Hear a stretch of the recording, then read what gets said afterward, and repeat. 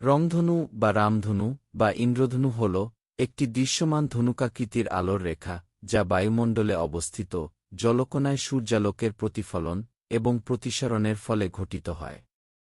সাধারণত বৃষ্টির পর আকাশে সূর্যের বিপরীত দিকে রংধনু দেখা যায়। রংধনুতে 7টি রঙের সমাহার দেখতে পাওয়া যায়। দেখতে রামের ধনুকের মতো বাঁকা হওয়ায় এটির নাম রামধনু। আসুন জানি, রংধনু বা রামধনু কিভাবে তৈরি হয়।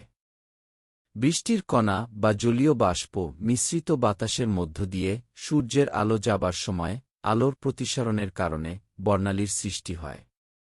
এই বর্ণালীতে আলো 7টি রঙে ভাগ হয়ে যায়। এই 7টি রং হচ্ছে বেগুনি, নীল, আকাশী, সবুজ, হলুদ, কমলা ও লাল। এই রঙগুলোকে তাদের আদ্যক্ষর নিয়ে সংক্ষেপে বলা হয় বেনিয়াস কলা। এই 7টি রঙের আলোর ভিন্ন ভিন্ন তরঙ্গদৈর্ঘ্যের কারণে এদের বেঁকে যাওয়ার পরিমাণে তারতম্য দেখা যায়। যেমন লাল রঙের আলোকরশ্মি 42 ডিগ্রি কোণে বাঁকা হয়ে যায়। অন্যদিকে বেগুনি রঙের আলোকরশ্মি 40 ডিগ্রি কোণে বাঁকা হয়ে যায়। অন্যান্য রঙের আলোকরশ্মি 40 ডিগ্রি থেকে 42 ডিগ্রির মধ্যেকার বিভিন্ন কোণে বাঁকা হয়।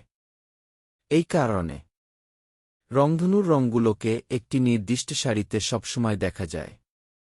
প্রাথমিক উজ্জ্বল রংধনুর একটু উপরে কম উজ্জ্বল আরেকটি গৌণ রংধনু দেখা যায়, যাতে রঙগুলি বিপরীত পরিক্রমে থাকে।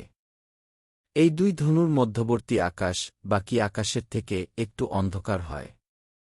তবে ভালো করে লক্ষ্য না করলে এই তারতম্য নজর এড়িয়ে যেতে পারে।